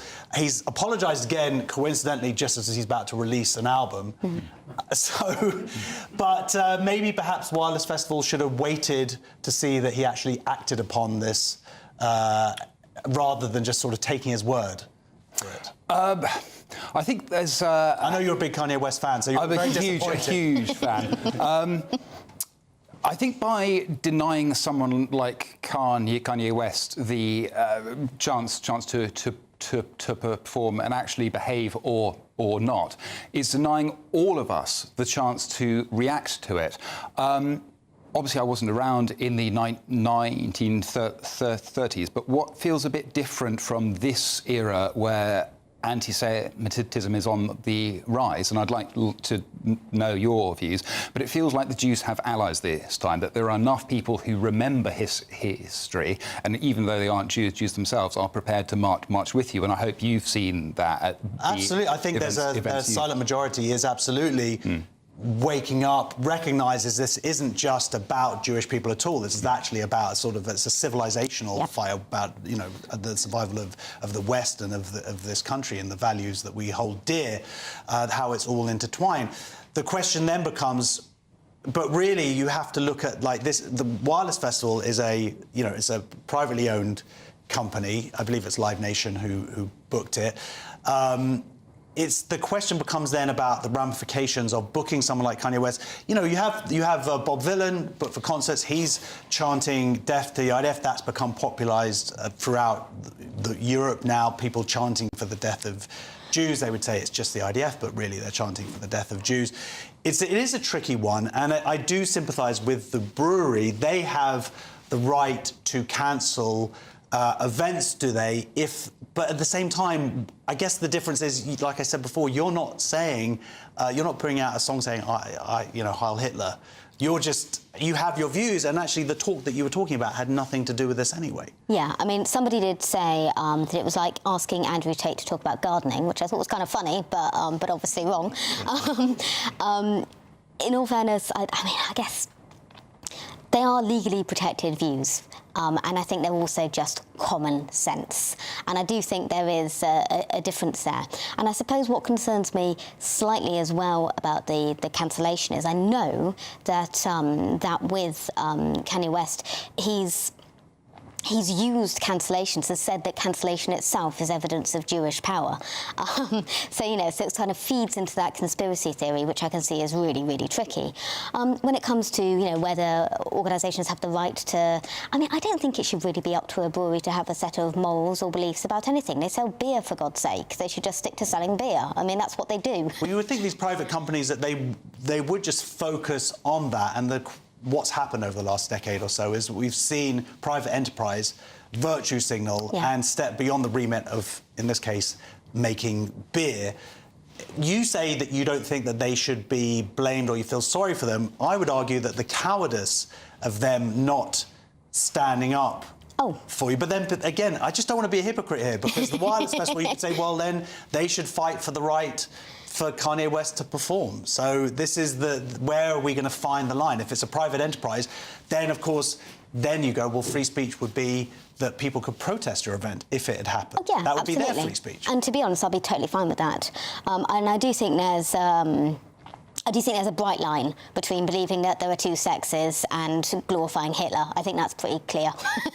You would think so, although I wonder what the crossover is on the other side of the people I saw marching yesterday, how many of them are big Kanye West fans. Then there's another, is that we've just been announced that the National Concert Hall in Ireland have just banned a play about October 7th. And that was Jewish voices, Muslim voices, victims from October 7th, from the pogrom that Hamas committed, and you have that event being cancelled. It's a really interesting one in terms of where the line is, and I imagine that they were cancelling that because they had... It's like, who's the most vocal in this case, and who are we going to back down to? It's also about the sort of currency of either real or pretended victimhood. I think there's really something about that. Kanye West's Get Out is, I'm bipolar. Oh, how handy. There's always this sort of... If you've got something to hide behind that sort of takes precedence and shames people, that's something that can then be used either way. So I do think that's something that plays into these cases. Yeah, well, there is a positive, of course, the Barbra Streisand effect. You got your event cancelled. I saw that online. I thought, well, we present a show called Free Speech Nation. It'd be lovely to have you both on. Your book, So you say it, you pronounce... Pornocracy. Pornocracy, yes, exactly. Pornocracy, very relevant this week, where you have the government banning what's called step porn, which is people pretending to be related to each other. Yeah, and pseudo-child pornography as well has also been banned. Now, these are good things, right? Yeah, well, totally. I mean, I good find things it... that they're bad. Yeah, should be very clear about that. Yeah, I mean, I find it absolutely baffling that anyone would go out to bat for dressing up adult women and having them stand there with lollipops and all the rest of it, which is, you know, pretty standard now. It's a really popular genre. You know, there was no benefit to that. That is not about freedom of speech. That is about catering to the darkest impulses of human nature, and we need to have absolutely no space for that at all. There's a very clear line between content that actually actively changes behaviour, and we know that. I would consider that incitement, and that's why there's a difference. When you're talking about free speech, and then you bring it into this. It's interesting that pornography and free speech have become entwined Isn't it? each other.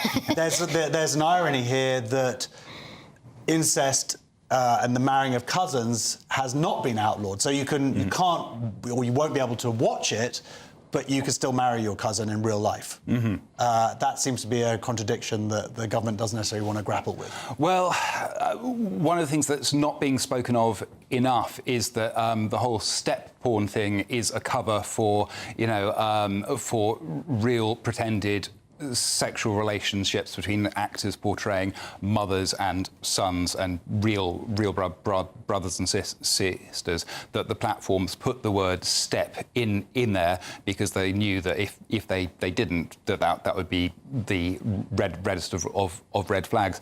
I also think that that given the average age of when children first encounter pornography is 12 or 13 now. Their first experience of sex, the first ideas that they get, have nothing to do with love. It's to do with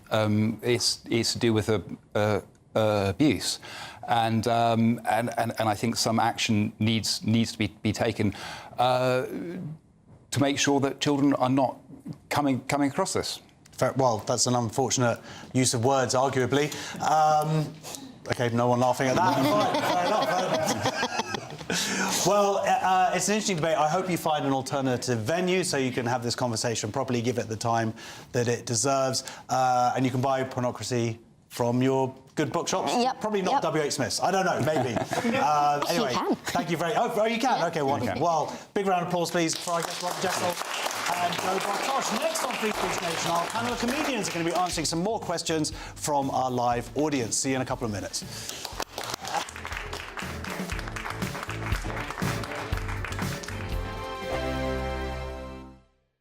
I've been in Westminster for a long time, but I know that though power may be here, its effect on people's lives is across the whole of the country. We may be where rules are made, but it's where they're implemented that matters. Join me, Jacob Rees-Mogg, for forthright and frank discussion on where Britain has come from, where it's going, and where it will end up. That's State of the Nation, Monday to Thursday, 8 to 9 o'clock. Vox Populi, Vox Dei. This is GB News, Britain's news channel. And I like him so much. He was the best coach that I worked with. So he's a coach that will improve the players 100%. Will give what the players needed. So I'm very happy to see him with Tottenham because I love the club and I know he's the right one to be there. These players, they have to buy in to what he says and quickly because there's only 7 games left. So do you think that's going to be the case? I think the players will feel the passion and will understand him quickly, and he will adapt a little bit because it's just 7 games. I think, okay, from the next year, he will have more time to put his ideas and to help improve the players and with more time. So now... Sorry, just a quick. What is he like though as a character? He seems a very fiery character, Sandro. Yeah. He is. He's a. You're going to hear his voice around the training ground. You're going to, because he's a passionate guy. He loves football. He does everything. He watches football 24 hours.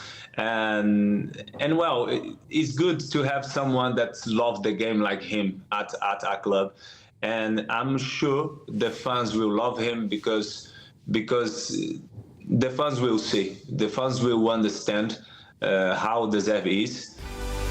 GB News, the People's Channel. Westminster's full of talk, but out here, it's the real world. Am I allowed to talk now? No, that's it. This is where it matters, real people and real lives.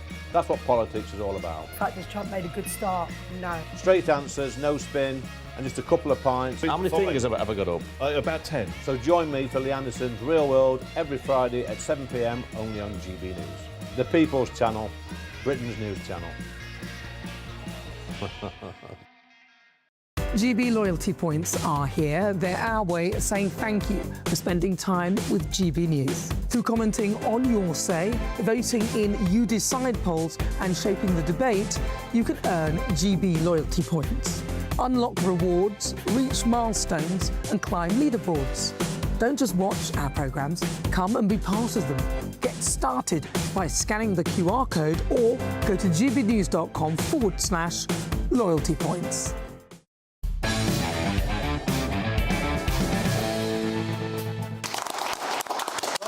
Free Speech Nation. My comedian guest this evening is Stephen Allen, an Intel lady. There they are. Let's have another report.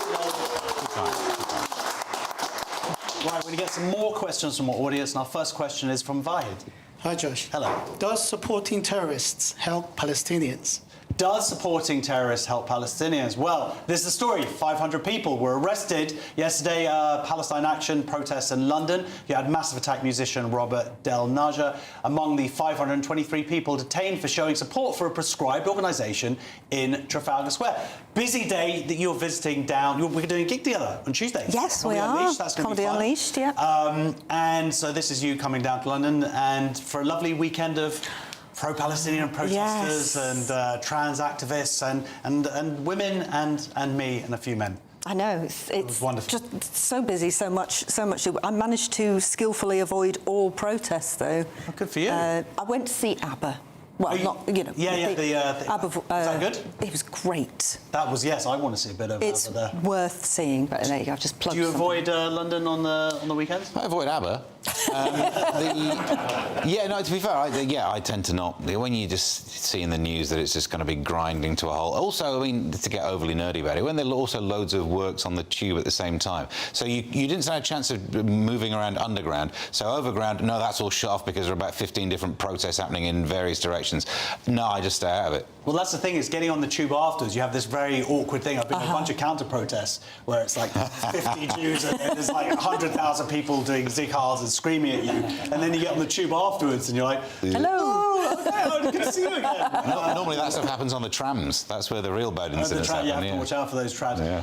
It's an interesting one. Obviously, they're a prescribed group. The disagreement comes whether they should be prescribed, whether they are a terrorist organisation. But the point is, they are, in law, if you are supporting that, that's against the law. Surely the powers that be have a duty to uphold the law, or it means nothing. Yeah, the same could be said about all of the crimes, including shoplifting and all the other ones that you want prosecuted. So actually, no, it turns out we live in a country where crimes don't have to be prosecuted. No, I mean, which is where you've got the interesting case of Alliance Insurance, who are now taking 6 people to court because of vandalism of their site in the civil courts. They're suing them there because they want to see some action. I think that's fair enough. They called £300,000 of damage. Fair enough, that could be the new way. Unfortunately, it's a shame they can't rely on our court system to be able to do it. Well, look, our next question is from Antoine. Should churches be able to choose who they baptise based on their outfits? Yes, should churches be able to choose who they baptise based on outfits? There's a really interesting story about a transgender woman, and she's claimed, I don't want to get in trouble here. Yeah, there's a few ultras in, who claimed they were refused a baptism by a church for being transgender. This is Joanne Carver, 73, joined the Lighthouse Church in LE, Cambridgeshire in April 2022, asked to be baptised 2 years later, and they took a Alpha course. They've appeared on the bill, Holby City, and they were told in June 2025 that they couldn't take part when 5 other participants were baptised. Now, I actually did invite Joanne onto the show. No response. This is an interesting one because actually, this is about the rights of a church, the rights of somebody to be affirmed in the sex that they want. Should they have gotten baptised, do you think? Or do you think the church sort of has the right to go, well, actually, the church put out a statement saying we basically believe in biology, and that's why we're not doing it? I think that's fair enough from the church. Nice to see the church have a little bit of backbone, and when they say something, actually follow through with it and not feel like they have to, under pressure, apologise for it. Let's hope they don't and stick to their guns on it. But I mean, if Joanne was on the bill, they know the law. They know the law, don't they? So. Yes. Joanne was on the bill. Yeah. And that is something that we need to consider. It's a better IMDb page than I've got, so who am I to comment? Yeah, there was a line in the story where apparently the church said that you could get baptised if you wore trousers and had a beard. So get ready. Come on, go on. I don't know. Look, I'm not religious, so I disagree with both sides of the story in some ways. All of it seems pointless. But wasn't it simpler when you had those christening dresses we talked about earlier, the gowns? Make everyone wear that, including the grown-ups. Bish, bash, bosh, you've sorted it. Yeah. Obviously, you look like some sort of Victorian transgender person, but... Fluid. It's a win-win. Fluid. There's loads of fluid going around during a baptism. If there's one thing I know about religion, that is a wet process. The thing is, the bill's viewing figures have gone down terribly, but if they had more transgender Victorian people... That would help. In the bill's defence, its figures have gone down because it's not on telly anymore. Oh, is that what happened? Yeah. OK, that's good to know. Fair enough. Well, look, our next question is from Jonathan. Does Computer Jesus get infinite lives? Does Computer Jesus get infinite lives? Very clever. This is the story of a new video game called I Am Jesus Christ, where players live out the New Testament from performing miracles to fighting the temptations from the devil. This is a good one. You're into computer games. The way you paused, you just said fighting the temptations. I thought the band. Yeah. I could probably win them, although they'd outnumber me. No, I wouldn't play this game. It's a computer game where you get to be Jesus. I refuse to play a computer game where if I die, I have to wait 3 days to respawn. What an absolute waste of my time. But I'm not into religion, so, why would I play a computer game that's not got guns and car chases in? The only thing I do like, I guess, there'll be some level where you get to move a big stone, and that's a bit like Tetris. Okay. Minecraft. Yeah, Minecraft element, is it? isn't it? Yeah, Minecraft. What do you think about this? Do you like to sort of play as Jesus, change water into wine? I'd love that. I would. Go fishing? I'd walk on water, go mental and throw all the tables everywhere because I was very angry with all... Yeah, why not? It's Carrie, isn't it? Not Jesus. Just flipping the tables. Yeah, why not? I think... Yeah, I'd love to do that. Can I just ruin the miracle thing that anyone can turn water into wine? That's how you make wine.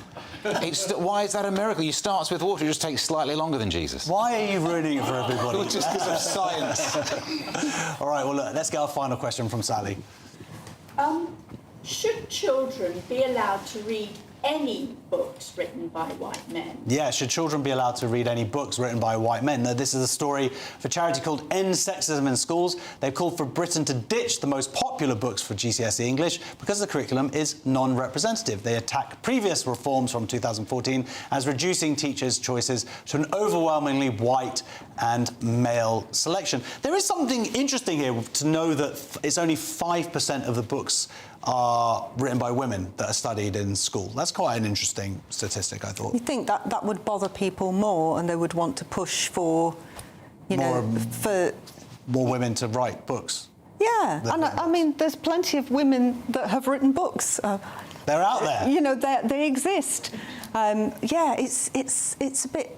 But shame on white men. I mean, let's just give them something else that they're not allowed to have because they're just so privileged. They've got so much privilege. They've got everything, and why not just take that away from them as well? Because they've just got so much privilege. Exactly, we've got too much. But of course, white working class boys aren't doing very well at school at all.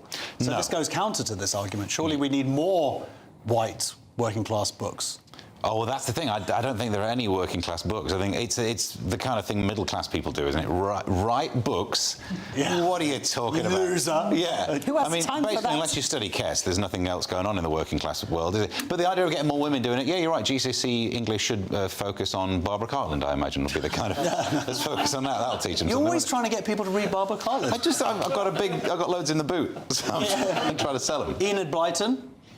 Exactly. The thing is, though, here's the problem, right? I'm a sciencey guy, not an artsy guy, right?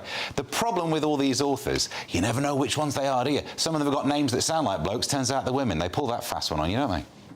Oh, okay. Well, okay, fine. Yeah. Do you not think? No. Yeah. J.K. Rowling goes under a male name as well. Robert Galbraith doesn't. Are you serious? Yeah, that's J.K. Rowling. That's right. Yes. Yes, thank you. Okay. Yes. All right, I don't know. Now who likes changing? I knew that. Of course I knew that. Shame on you for not knowing You guys that. are gullible. Right. Next, this is actually appropriate. Next on Free Speech Nation are Iran winning the propaganda war using Lego figures. See you in 2 minutes.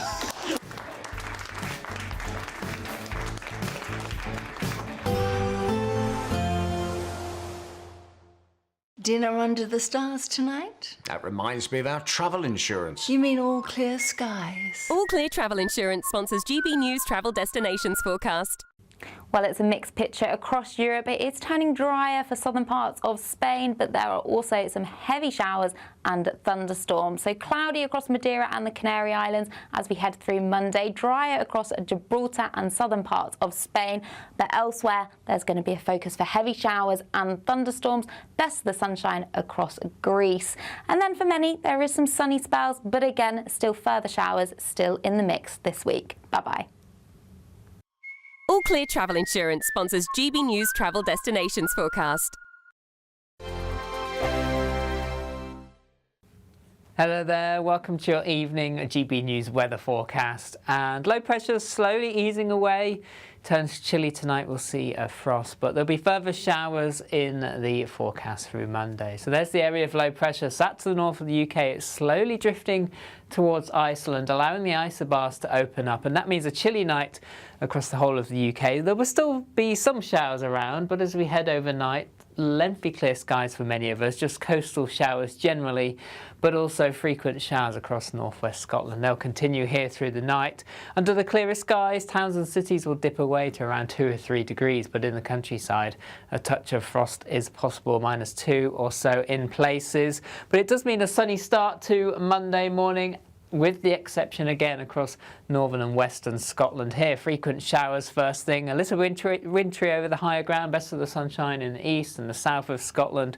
A chilly but bright start for Northern Ireland and northern England as well. And the rest of England and Wales also a chilly but sunny start, temperatures around 4 or 5 degrees. But in that April sunshine, temperatures should start to rise quite nicely. But at the same time, so do the shower clouds. Sunny skies initially, but as we move through the morning into the afternoon, the clouds will bubble up and we'll see some showers developing. Some of these could be heavy at times, the risk of some hail and thunder as well. And winds generally lighter than recent days, so those showers a little more slow moving. And temperatures for most between 9 and 15 degrees.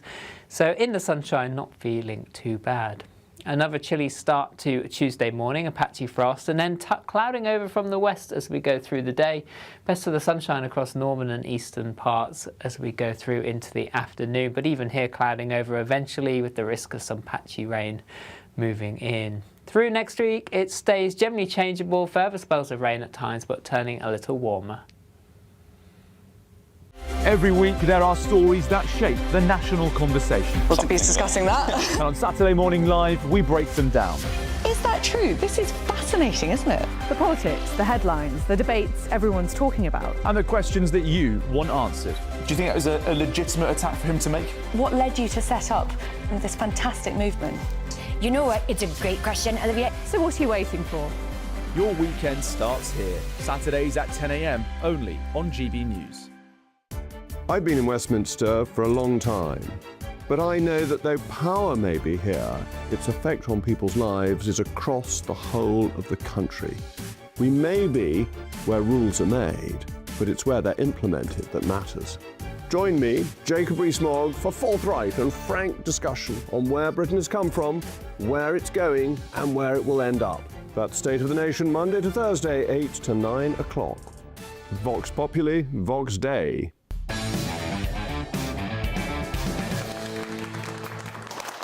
Welcome back to Free Speech Nation. We've got some breaking news now. Hungarian Prime Minister Viktor Orban has conceded the election. Yes, in a brief speech, Orban says the election result is painful for us, but clear, and he said he will serve his nation from opposition. Well, that is huge news. I believe he's been in power for 16 years. That is a seismic change. Anyway, well, welcome back to the show whilst we process all of that. In the meantime, we are going to be looking at Iran. Are they winning the misinformation war using Lego videos? The nation has been described by one expert as the global master of propaganda, fighting asymmetrically against Israel and the US to influence global perceptions when they cannot compete on a purely military basis. David Patrikarakos, a special correspondent at the Daily Mail, has detailed how these tactics vary from using Epstein's Island as a political attack on Trump to using AI to create videos with a Lego figure of Benjamin Netanyahu fleeing explosions. We are now joined by the Daily Mail special correspondent. David, hello, welcome to the show. Hello. Now, I know we're going to talk about this in a second, but that is that's quite huge news, certainly with Europe.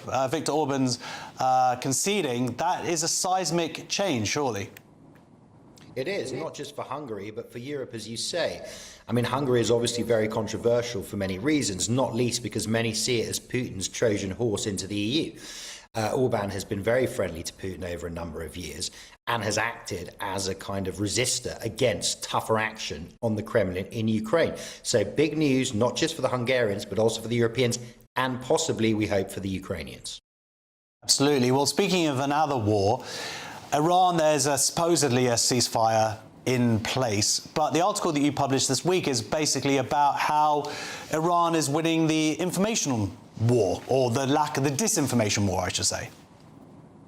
Absolutely. Look, and let's be clear, okay? What we're looking at are two very different things. We are looking at a war on the ground that at the narrow tactical level, Josh, I want to stress this, has actually been extraordinarily successful. The systematic degradation and decapitation of Iran's terror infrastructure, both domestic and foreign, with incredible intelligence penetration by the Israelis, is unprecedented. I mean, that's a word journalists we use a lot, but I can think of no modern parallel. But at the same time, the messaging and the strategic goals were confused. Donald Trump on the first day said it was about regime change. He handed the Iranians a gift. Every single day that they just survived, they could claim they were winning. Once that happened, the global discourse moved towards the Iranians. And what we have here, Josh, and this is where propaganda, misinformation becomes very important, is we have something what I've termed the despot's dividend. What this means is that when dictatorships fight democracies, they have various advantages. The most obvious is that they're not consigned to electoral cycles. Putin can plan 5, 10, 15 years ahead. He doesn't have to run for election. Another is about the control of information. Now, what we have in Iran is a very simple situation. On the one hand, total darkness about Iran. The Iranians have cut the internet. They're people who, let's not forget, despise them, who rose up in January and were slaughtered in their tens of thousands. We don't hear a peep out of them. Now, imagine if we did, I imagine they wouldn't be happy with the regime that we know they despise, and probably with its incompetence and the way that it has been comprehensively militarily defeated. But we don't hear anything. Set against that, the whole world is criticizing Donald Trump and Benjamin Netanyahu, and this has emboldened the Iranians. This is not to say that the war has been a flawless success. It's just let's understand the situation here. And this gives Iran a win. They see all of the attacks on the coalition against them, and it emboldens them. And they are playing a very, very astute propaganda game, Josh. We have to give it to them. They're very smart, the Iranians. They use every point of leverage they can. And these Lego videos, if your viewers haven't seen them, I would take a look at them, not to imbibe their message, but just as an exercise. First of all, the use of Lego, this iconic Western medium, And what they do, the most successful propaganda, Josh, from the Kremlin to the Chinese to the Iranians, they look for those wedge issues. What are the points of difference in our society they can exploit? So all the conspiracies around Jeffrey Epstein, they exploit. Those videos taking everything from George Floyd to anti-Semitic conspiracy theories. Benjamin Netanyahu is seen leading Donald Trump on a leash. They're highly sophisticated, and they know, the Iranians, that there is a constituency in the West that will lap that stuff up. Now, disinformation is kind of one of those buzzwords being flying around now for a couple of years. On the home front, we had Sadiq Khan. He attended, I believe it was called the Disinformation Summit in Cambridge this week, where he sort of argues that all the disinformation we're seeing about London is fake and from abroad and from Russia. Now, as you say, Russia is very good at, and these other countries are good at sort of stepping in, finding these wedge issues. But also, other people would argue, well, this is a way for Sadiq Khan to kind of pretend that these aren't actual real issues, where a lot of these, this increase in people talking about London becoming less safe, it's actually from people experiencing London being less safe. Look, absolutely. Disinformation, it reminds me of what George Orwell said about fascism. He said it's been degraded of meaning. It's become a word used to say something I don't like and you shouldn't either. So whenever someone hears something they don't like, they can say disinformation.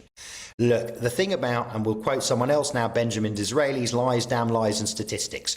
You can make them say anything, but I'm from London, you're from London. Anecdotally, does people think crime is going down?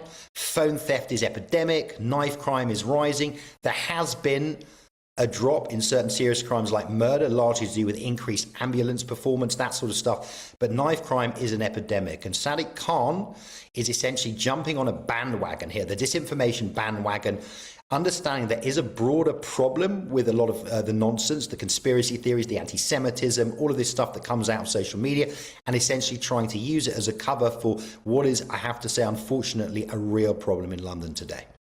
Well, thank you very much for joining. Big round of applause for David May, special correspondent, David Patrikarakos. So, next on Free Speech Nation, is Britain's once proud cultural estate crumbling before our very eyes, or will it actually save us? See you in 2 minutes.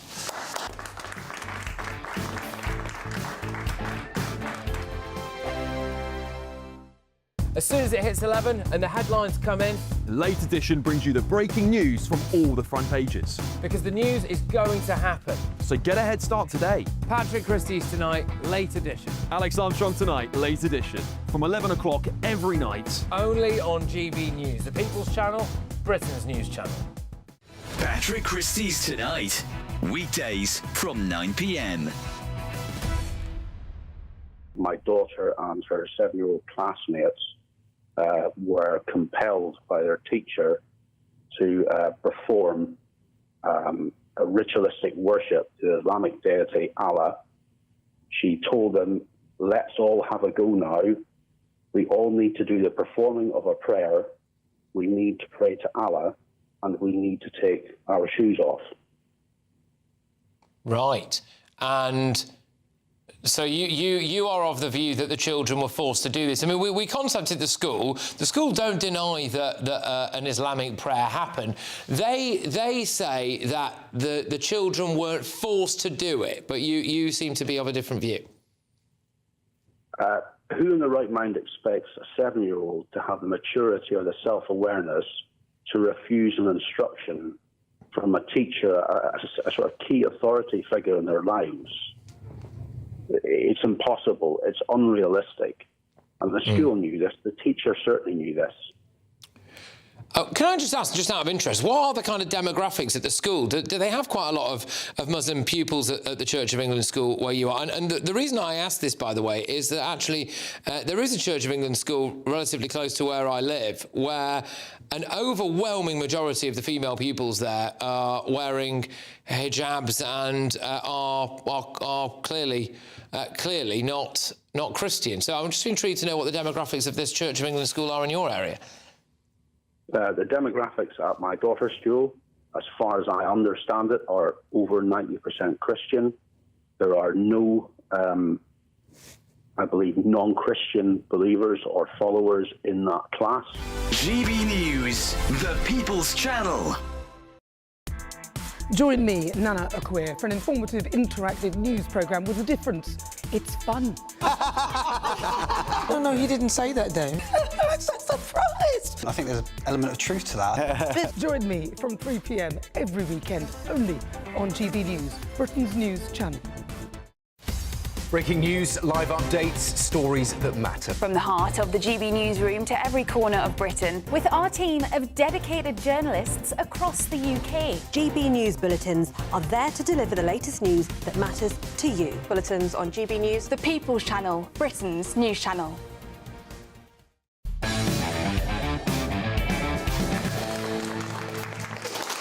Welcome back to Free Speech Nation. So, we are looking now at the breaking news that Hungarian Prime Minister Viktor Orban has conceded the election. In a brief speech, Orban says the election result is painful for us, but clear. And he said he will serve his nation from opposition. So, back to Free Speech Nation now.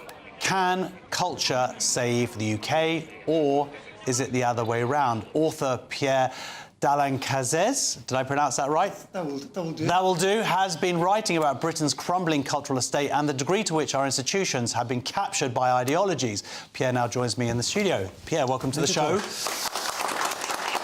Pierre, you wrote a really interesting piece in The Critic, which kind of argued for me, what I took from it was people are talking about saving the West, saving the UK, and the role that culture might take. Do you think that that is realistic, or do you think is it a chicken and the egg situation? Once the UK has been saved, we actually can return back to having culture that challenges and pushes? We've just entered a period, I think, where this intractable question is going to plague us quite a bit. We've survived maybe a decade of the culture wars, the period in which maybe liberal ideological excesses and the responses from the right have entirely ground our cultural institutions to a complete halt, to and a the position. Output, arguably. Well, indeed, the output. I'm an art critic, and I've got to the point where I'm incredibly tired of having to go and see one exhibition after another and explain why the work is not only terrible, it's also factually incorrect, it's ideologically unsustainable. But we have got to the point at which the idea that politics is downstream from culture, which is this idea sort of known as the Breitbart doctrine, by which we could explain, for example, that Trump's win. There's a whole bunch of people in downtown Manhattan who claim that it's their cultural agitation that turned American politics for MAGA. This is beginning to look like a complete falsehood. As far as Britain is concerned, I think we're at a position where the long-term effects of funding decreases, the kind of agitation within the institution that produces absolutely nothing of aesthetic value, have come together to essentially make it impossible for us to be turned in any direction. I don't think it's possible for the country to become any more sort of liberal in its stasis. And it's also very sadly clear that the opposition, such as it might be insurgent in the polls, has absolutely no interest in proposing any alternatives as far as culture is concerned. Because being British, one of the things that we really had going for us was our cultural industries. Was our comedy, was our art. These are things that we exported to the world, that the world envied us for, yet we have arguably been putting out a lot of slop in the last 10 years. Well, we have, but we have to, on that perspective, I have to slightly disagree with the nostalgia for the cultural industries of the 90s, because I think we're still producing Spice Girls, this. come on! Indeed, this was the last time that culture felt optimistic, and there was a very clear relationship between the kind of output that cultural institutions produced and the politics, the beliefs, the ethos of a nation. I think this has now been broken, and we've got to the point where culture and politics are in sort of agnostic relationships to one another.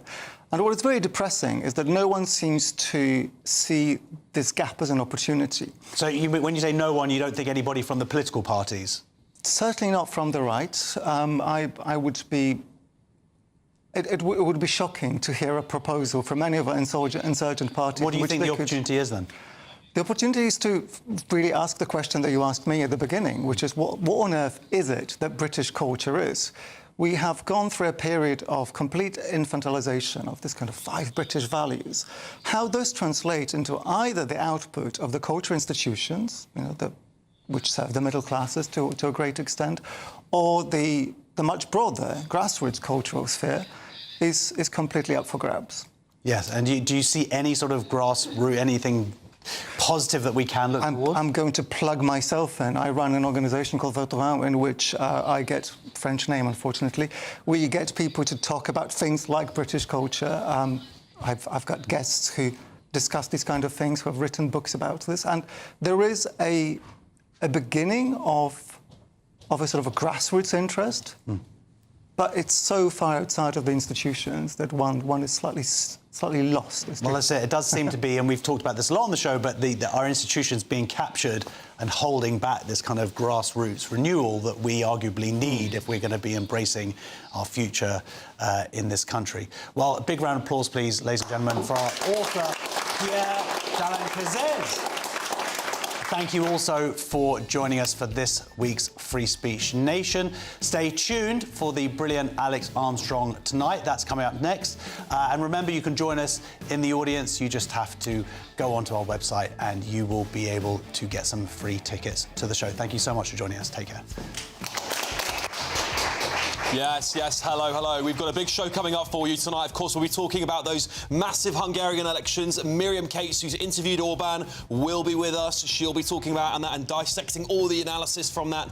And of course, this peace deal has been cancelled, hasn't it? What does it mean for Britain, and is there a plan? Because I think I know what the plan is. We'll also talk about this visa abuse scandal that has engulfed the Home Office, yet another one. It's going to be an absolute disaster. Let me tell you, I've got the full breakdown of all the people who've managed to get visas into the country. We'll also be talking about Chagos. I've got an exclusive interview with Adam Holloway, the man who's been supporting the Chagossians. He's going to have some very strong words for the government, and we will get that all to you at Alex Armstrong tonight in just a couple of minutes.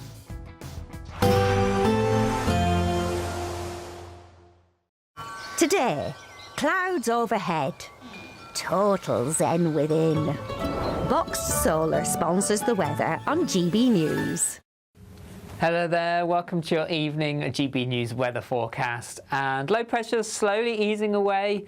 Turns chilly tonight, we'll see a frost, but there'll be further showers in the forecast through Monday. So there's the area of low pressure. Sat to the north of the UK, it's slowly drifting towards Iceland, allowing the isobars to open up, and that means a chilly night across the whole of the UK. There will still be some showers around, but as we head overnight, lengthy clear skies for many of us, just coastal showers generally, but also frequent showers across northwest Scotland. They'll continue here through the night.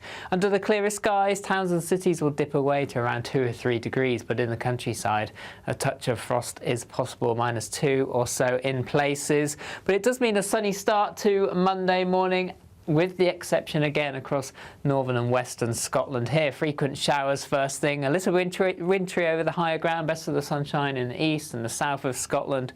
A chilly but bright start for Northern Ireland and northern England as well. And the rest of England and Wales also a chilly but sunny start, temperatures around 4 or 5 degrees. But in that April sunshine, temperatures should start to rise quite nicely. But at the same time, so do the shower clouds. Sunny skies initially, but as we move through the morning into the afternoon, the clouds will bubble up and we'll see some showers developing. Some of the